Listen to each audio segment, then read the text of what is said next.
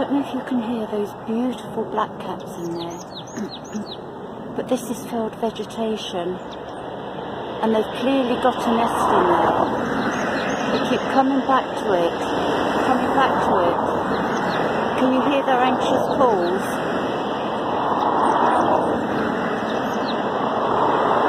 They're there, and they've lost their home.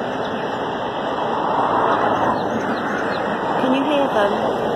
This is so distressing. It's distressing for me and it's distressing for them.